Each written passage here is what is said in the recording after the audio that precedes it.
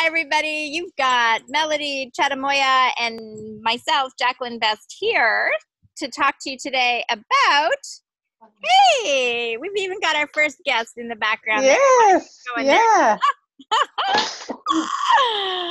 All right. We are talking about opening your heart, and we're on part 2 of 7.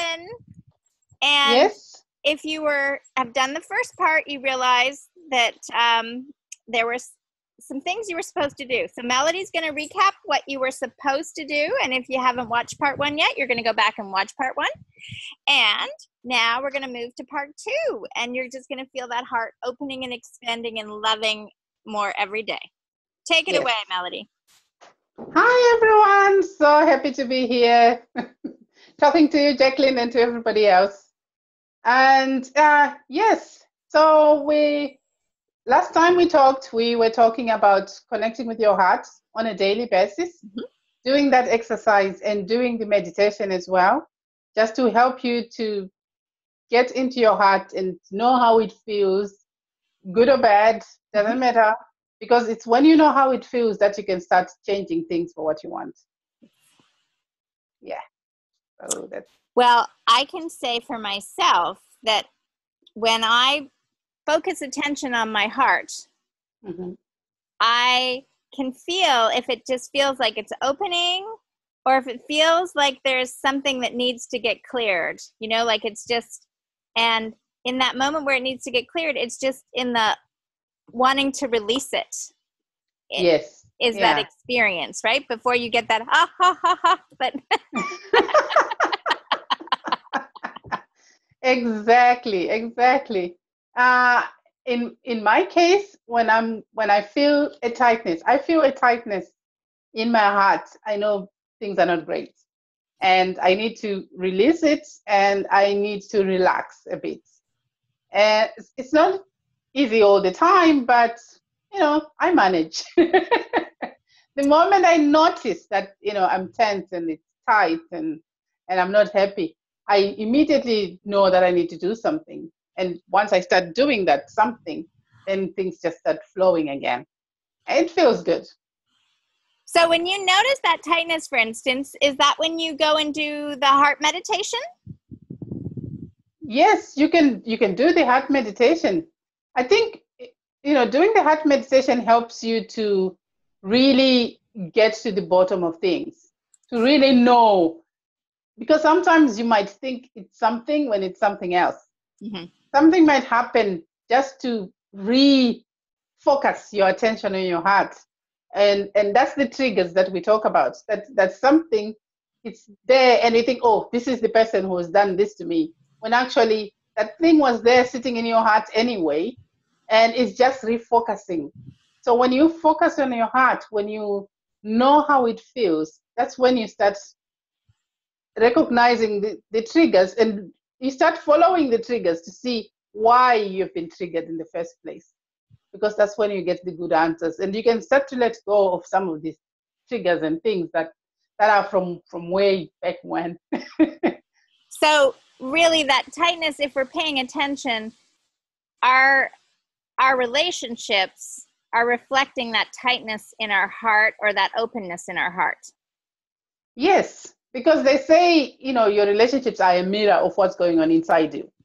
So when you find that somebody does something and it makes you go, hey, what's going on? Or it gets you upset, it is very helpful to stop and not lash out to that person and try to find out why what they have done or said is making you feel that intense awareness. I don't want to call it anger. I want to call it intense awareness, because that's what it is. It's just like, okay, what's going on here? Right. Yes, and this usually happens. For example, if you have been cheated on by somebody and you meet and you're with somebody else now, and it's in the past, but you're always afraid of being cheated on. Yeah. That person might do something very innocent, and your reaction might show your fear or show them as being the bad guy when really they are not. They're just being themselves. And you are not trusting them enough. But it's usually your work you need to do and not the other person. Yeah, that makes perfect sense, right? If you're looking through glasses that say, I've been cheated on, right? I'm wary. I'm looking for that. You're actually looking for the evidence to support what it is you view to be true. And so that person can do the exact same thing, like not return your phone call or be late to call you, you know, as what happened when you were cheating, and you immediately go, aha, there you go. And that's the case now. The car broke down. He lost the cell phone. You know, the battery died. Yeah. Right. And the funny thing is, if you're a woman and you're with a man, and you accuse them of cheating, and they really haven't been cheating, they don't get defensive. They don't usually fight their corner. They back down. Really? They feel like there's no point in fighting, because you have told them that this is who they are. And usually when we say things, we are saying them with passion and evidence and everything, you know, emotion. And when you say to a guy, I know you're cheating on me, blah, blah, blah, and he says, I'm not cheating on you. Right. You might say it 3 times. You know, babe, I'm not cheating on you. I'm serious. I'm not cheating on you. And he say, but I saw you doing this, or I saw you talking to this woman. And he tries to explain. But usually when men try to explain, we get even more, you know, hyped. We start using even more words. And then he shuts down. When he shuts down, that's it. He's not going to argue with you anymore, because he has just realized there's no point in arguing. You have already decided that he's guilty. And so there's no point in having the fight anymore. And he backs down. And you might think, oh, yes, it's because I was right and he was wrong. And that's why he's saying, you know, and yeah, so that's just the way it is. Yeah, I think I could see that, because it's like when the person knows that you're convinced that that's what you feel to be true. Yeah. You do. Like, I do it too with people that sometimes say, oh, even, you know, like, you just want this. And I'm like, no, you know, no. No. Yeah. And it's like, okay, I realize there's nothing I'm going to say. Like, when I talk to people about healing, that's where I get sometimes they're like, well, the doctor said, and I'm like, no, this is what's possible. And they're like, but the doctor said, and I'm like, okay, whatever, right? Yeah, exactly. Because you get to a point where you realize, actually, it doesn't matter. Even if I had 10 gazillion examples of how this works, I'm never going to be able to convince this person, because they are convinced in their belief that this is the only way and this is how it is for them. And the best way to not have a fight is to just stop arguing and let them be, or allow them to be who they are, and you to be who you are. And, you know, usually it's your loss, which is unfortunate. It's actually like when we're looking through these glasses of being aware if they're cheating, right? Like, as you say, then we are unaware of who they are right now. So we are, as we're going to talk about today, step 2 is being grateful. Yes. And that gratitude gets lost because we're so looking at our own hurt, because we haven't released that pain. So that pain is causing us to look for the evidence to support that they're going to cheat on you too and hurt you, because your heart still hasn't healed, right? Yes. Yeah. And you're missing this whole thing that we're going to talk about now, is being grateful for the relationship that you have. Yes. And it's so sad, because it's in the gratitude that you get the gifts of life. And that's the law of the universe. If you are looking at a person and you're looking at them from that perfection side that women are so good at, and you're judging them so harshly that they are not human anymore, you are taking away, one, who they are being today, right now in front of you, which is not being in the moment. And you're also taking away the possibility of greatness for your relationship. Because in gratitude, I'm so excited about this because it is in gratitude that I really started creating magic. I call it magic because it just seemed so impossible. It's so unreal. Sometimes I would pinch myself and think, is this really going on? Or am I just... And even today, I say to my sister, did that really happen? Or did I just imagine all that? Right. Because we started this thing whereby we would say, thank you for being my friend to each other. Thank you for being my husband, my friend, the father of my child. Yeah. Thank you for choosing me. Yeah. Not just choosing me the day we met, choosing me daily. Yeah. And when you do that, when you start looking at a person and thinking, they are choosing to be with me. Today, when they woke up, they had a choice to walk out that door and never come back. Yeah. You stop taking them for granted and you move into gratitude. You move into, oh my God, this person is amazing. You start seeing more and more of their good side. And the funny thing is they get better and better. They just, they all their faults stop being faults. They just begin to be their unique self. And you welcome all that. And you love all that. And you are grateful for it.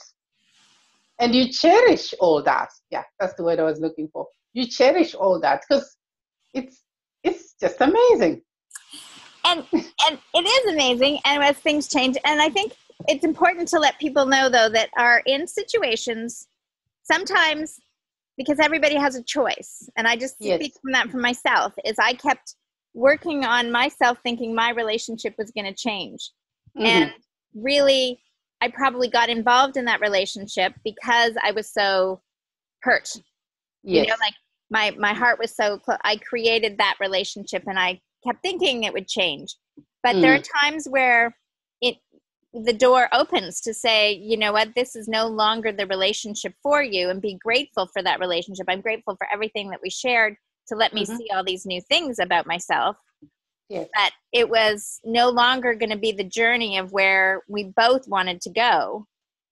Right? Yes. So it's like you said, each day you're saying yes, but sometimes those yeses are no longer, and one says yes and one says no, and that was it. It's like, this is where I want to go now, and this is where you want to go. Well, it's time to go separate. Yes. I think what hurts people is we take breakups so personally. Yeah.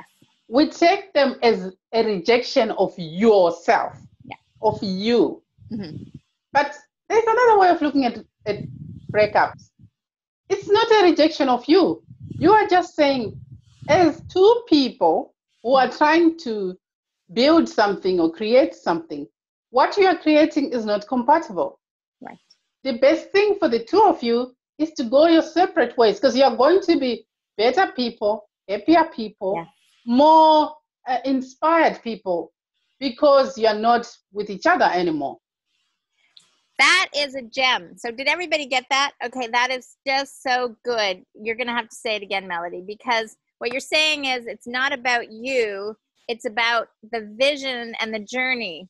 And they're not jiving. No, exactly. They're going like this, but you keep wanting to put them together. Yeah. And I had this thing with my husband where I used to say to him, not every day, not maybe every month, but I used to say it regularly. I love you so much. But I also know that sometimes love ends. And at any point in our relationship together, when you feel like you don't love me anymore, please tell me. Because I wouldn't want you to be with me when it didn't feel great for you anymore. Right. Just like I wouldn't want to be with you when it doesn't feel great anymore. And because I gave him that out, I knew he was with me because he wanted to be with me, not because there was an obligation or whatever. Right. Because I totally believe that if a person truly loves another person, you want them to be as happy as they can be. Yes. on this earth and beyond. Yes. So when a person says, it's not working for me with being with you, be grateful for the time they've spent with you, but don't take those words as you are not good enough as a person. Mm-hmm. It is the relationship that's not working, not you. Right. They are not rejecting you. When you are with the right person, you could be crazy out of your head. People would look at you and think, what's wrong with this woman? And this man would love you like crazy for you. And people would be looking at him thinking, what's wrong with this man? Why can't he see she's crazy? Because whatever it is will be working for the two of you. Yeah. That's what I consider to be real love anyway. No, yeah. And it makes me also realize, for some people, to put it in perspective, it's like loving a child, right? Mm-hmm. You know that there comes a time where that child has got to leave. You know, they're moving on. They don't stop loving you. It's just that they're no longer, your paths are going like this. Mm-hmm. And that can happen with a partner also, right? Yes. You start here and then you grow, and it's like, no, we're not growing anymore. And it's okay to say, you know what, I love you enough to go your separate ways, and I'm grateful for the time that we have. Yes, and love them for that. Love them, get the lessons, because one of the most important things I get from relationships, even from friends, is no matter how much they hurt me when they left or whatever they did for them to leave, I would have gotten something from that relationship. That's what I cherish. And I happily say I wish them well, and they're out there doing their thing. And I've actually, and I know I'm not sane, okay? So please bear with me here. I don't actually take people's leaving me personally anymore. I don't. If a person says this is not working for me, or I was involved in a relationship and the guy broke up with me because there were a lot of stuff that happened. Right. And even though he still loved me, I couldn't be with him because he was with another woman whom he made pregnant, which is okay. Right. I never got angry with him. I felt sorry for him because he was having an opportunity to have this amazing relationship with me, right? Of course. And he messed it up and made a mistake, and now he has to go and live this life. He really doesn't want to leave, but he has to because he's obligated to do it. And I would never hate that person. Even now, I feel love towards that person because I kind of think, oh, isn't that a shame? Yeah, because life is so joyful, but it's very short. And if you have to spend a minute in a situation you don't want to be in, with a person you don't want to be with, I think that's just sad. I really do. And everyone is supposed to be happy. The whole point of us being together, the whole point of us talking right now is we are bubbling with joy. We want to pass that on to other people. Otherwise, there's no point. Right. Yeah, and I mean, it makes perfect sense for those that are in relationships suffering. Mm-hmm. You know, you had that moment of thinking about divorce. I have been divorced twice. And there came a point in my second marriage, I remember going, even though the guys were totally different, I was feeling the same thing. So, you know, that was like going, the only constant is me. And you know, the only constant is me, and I'm still having the same perceptions, right? Yes. And so that was okay, you know, I still got so much love work to do in opening and trusting. And it's easy. I can say it all came because of, you know, sexual abuse and stuff I had in my past. But the truth of the matter is, until that heart was healed, I was feeling that I was never going to be enough, you know, or didn't trust them enough or whatever. I had all this baggage that I was bringing into the relationships, right? So I was getting really what I really felt like I deserved. And until I healed that, I was getting what I wanted. The truth of the matter is, you get what you really want, even though you don't think that's what you want, because you still haven't healed your heart. Yes, and it's in the healing of your heart and focusing on that treasure you have inside you. That's when you start attracting the right people for you, and that's when you start attracting the best person for you. Mm-hmm. That best person is not going to see you as perfect, right? Because nobody is. I'm telling you now, if a person thinks you're perfect, you should run away from that person. But isn't that what we want? We want someone just to love us for just us, and that they think. Yes, I want them to love me for just me, with all my crap. Right. I do have a lot of it. Just love me for me, and when I'm being weak and crazy and crying and whatever, to see that and say, okay, I will be there for you and I will love you, despite the fact that you're not strong enough right now.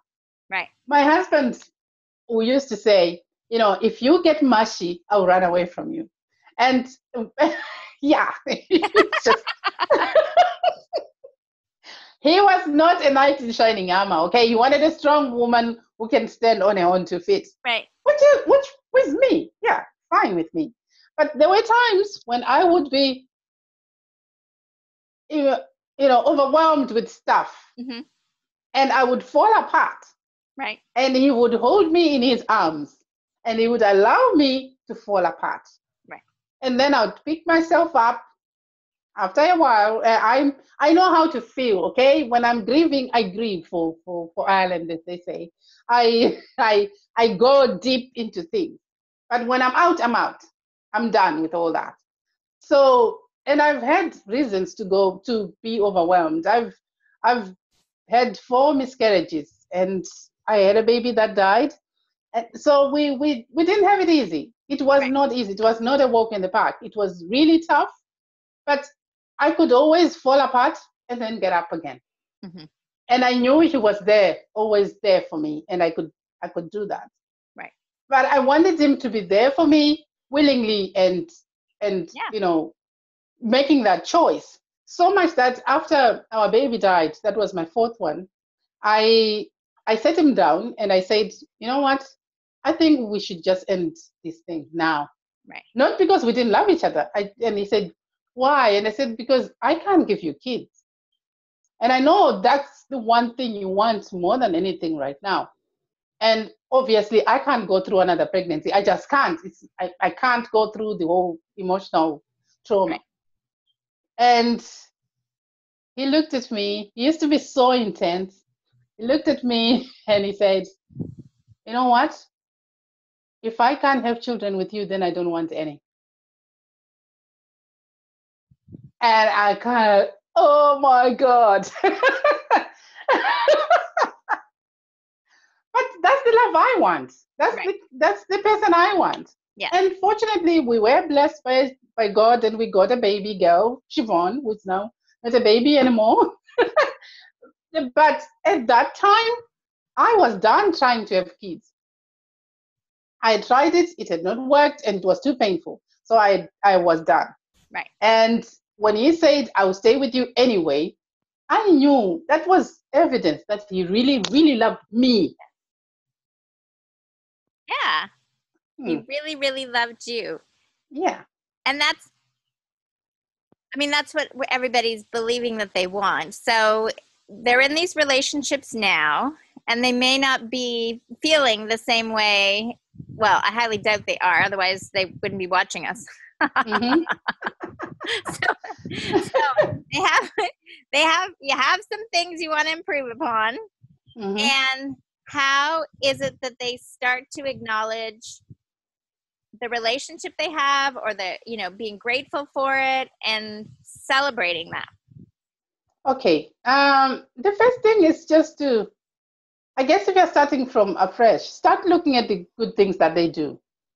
Everybody, like if you have a husband or a boyfriend who goes out to work every day and comes home with money, be grateful for that. Right. Because some women don't have that. If you even have a husband, be grateful for that. Some people don't have that. And go to the bottom and start building up. Start thinking, I have a human being who sees me, who lives with me, who chooses to be with me. I'm grateful for that. I have a person who sleeps next to me every day. I'm grateful for that. I have a person I can pick up the phone, who is my next of kin. You know, like if I was hit by a bus today, they would ring him and say, by the way, your wife or your husband is here. You know, be grateful for that. Start small and start building up. Every day find something good you like about that person. And you'll be amazed at how much a blessing they are to you. The moment you stop taking them for granted, they become a blessing. And you know, when they become a blessing, they start blessing you. Your relationship will, just from doing this, your relationship will flip over and change so much you won't be able to recognize it.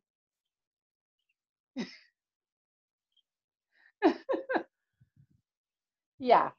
And that's what happened with mine when I started being grateful, really, truly, not just, oh yeah, sure, he's doing this, but really, truly in my heart saying, I'm grateful you're here. I'm grateful you're my friend. I'm grateful you're the father of my child. I'm grateful you go to work and you cook dinner, you clean the house, and things started adding up. Like sometimes I was grateful because he was so entertaining to Siobhan. He would tell her stories and so creative. I was grateful for that. I was grateful for the relationship they had with each other. That had nothing to do with me. And are you saying this gratitude, like, are you saying it to the person, to the partner? Are you saying it out loud to yourself? Are you writing it down? How are you expressing it? It's good to do any of those things. Write it down if you want. Saying it to the partner. Okay. Saying it truly changes the way they see you. Right. Because they start seeing you as a person who is appreciative of them. Men love appreciation. So those words, just, be genuine. Don't overdo it. And, right. I'm grateful for whatever and the things that he was just going to say, brush aside. There's some things that men do that seem so minor because they're things that they are supposed to do anyway, like taking the trash out or whatever. Say, thank you for doing that. Right. And if you don't feel like doing it every day, don't do it every day or every time he does it. But take the time to just say, thank you for doing that. Or for making dinner. In my home, in home I grew up in, my dad always used to say thank you for dinner every time to whoever has cooked. So I grew up with it. So start with that. Thank you. Thank you for the money to buy shoes, if he gave you money to buy shoes. Right. Yeah. And, small things. Taking the trash. Thank you for doing that. Our house doesn't stink anymore. Sure. And I think that's really great. Just to expressing it in basic thank you, but meaning it is important. Yes. Have you ever heard of that? There's different love languages for people. Yes, I have actually. I have the book here. Okay, so that would be my other point, is because sometimes words don't necessarily get heard by the other person, right? So if you know that, for instance, they know that they feel loved by acts of service, showing your gratitude would be doing something for them. Yes, right? Definitely. Yeah. Right. Or in other cases, I know some women out there going, look, I'm not happy with the way he's treating me. And I know what he wants. He wants that physical contact. And I'm not giving it to him because he's not treating me the same way. But if you're actually being grateful for everything, that would be the way to show him that you're being grateful, right? Yes. If you really need that physical connection. Yes. And that's, men need that. I don't think as women we really understand it because we are not like that. That's not how we are made. But I've read it in so many books now and experienced it myself that I know that if you just give your body to a man as a thank you, he will worship you at your feet for the rest of his life. I'm really, and I'm trying to be as nice, as gentle as possible. Yeah. But that's just it. That's the clincher. And showing you want him, not just like him. You want his body as well. Like really making that first move. it will open doors for you didn't even know existed. You're going to another level. Well, I was just saying this. See, so when I do like my healing work, right, and I ask people to find a happy thought, and I say open up and receive and think a happy thought. Well, every single time when it's with a guy, right, they just start giggling like yeah, exactly. I can feel exactly where their mind is going to. There's only one place that's going to their happy thought, and they're having sex. Yes. Yeah. It is like instinctual in them. Yes. That it's their brings way them happiness. It's their way of being intimate. Okay. This whole sitting on the sofa, hugging or holding each other, it's nice, but it doesn't do it for them. It's the intimacy of them joining with you. Right. That is what they love. That's what makes them feel alive. Right. And if you do the step further and you actually start touching him and showing him you want him to touch you instead of brushing his hands aside all the time, he would just melt. And he would do all those other things you wanted him to do that he stopped doing years ago. He would just that's just it, really. Now I do want to just put a timeout of caution on that to say to the women that aren't in this loving, committed relationship already, right? That turning around and giving him sex right off the bat does not tell you that he loves you and you love him, right? I love Steve Harvey's thing about working and having 90 days before he got promoted. So to give a guy 90 days when you're starting dating, because to see how he's really in that 90 days and is he in the relationship for you. So let's make sure the two are mutually exclusive. We're talking about when you're sharing your body, yourself with somebody that's in a loving, committed relationship and they get that versus, hey, I think this guy likes me and I'm going to go sleep with him to show him that I love him or I care about him or I'm grateful for him. And then he stops respecting you once you've done that, unfortunately. I know we think we want things to be exactly the same, but we're not wired the same. Our brains don't work the same way. So we can never have, unless maybe you are gay and you're in a female-female relationship, you will never really find a man who would get that way of thinking of a female. Right. So if you do it the way a man would do it, like he would go there and save his body and sleep with whoever, and men don't do that anymore. Even most men have stopped doing that because they feel empty afterwards. Yeah. And that emptiness is not serving to them. So as a woman, if you do that, we feel even worse. There's shame involved and all sorts of things. The payoff is too little for you to go and put yourself through that. So wait until you are in that committed relationship where you both love each other. You know he's committed to you and he loves you. And you are not using yourself and him to get something that's not there. Right. You are actually bonding or cementing or communicating, because I think sex is a way of communicating. It's getting deeper into I really, really, really love you and I'll give you this gift that I will not give to anybody else, which is a part of me. Right. So yeah, that's what I would say. So expressing gratitude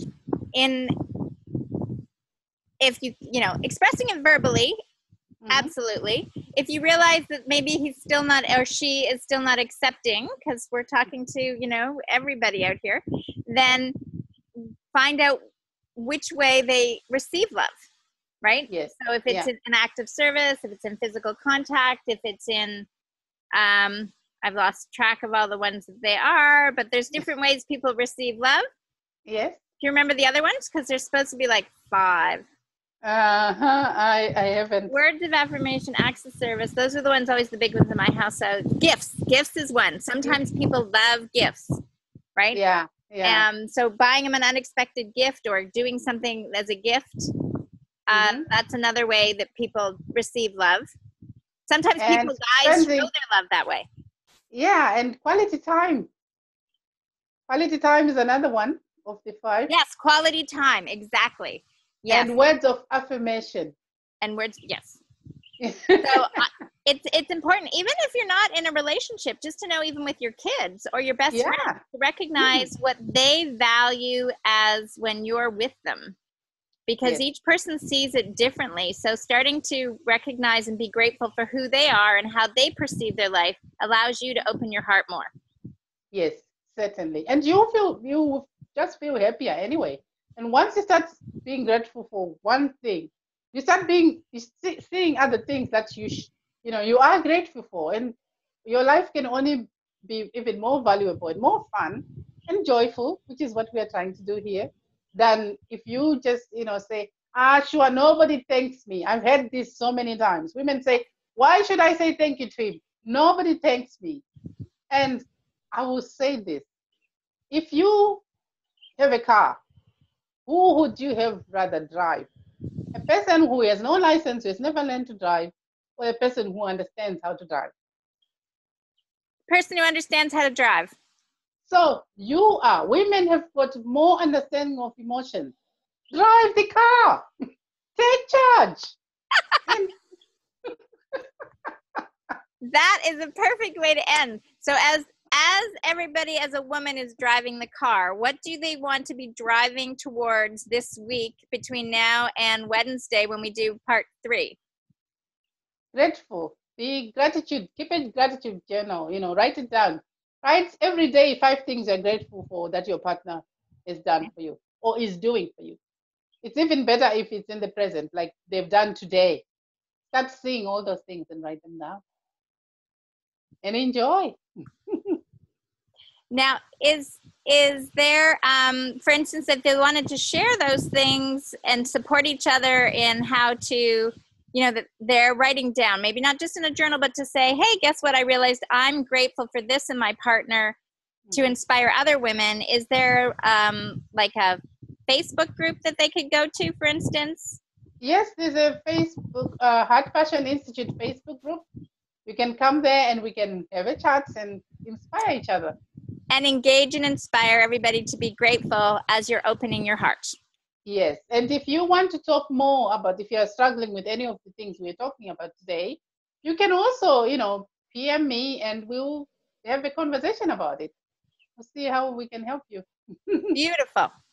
Yeah. So that on the website is the meditation. If you haven't got that, you've got the Facebook group to go to get supported and shared. And you can PM Melody, and take the conversation to a higher level and get some coaching along your way as you're opening your heart. Yes. Great.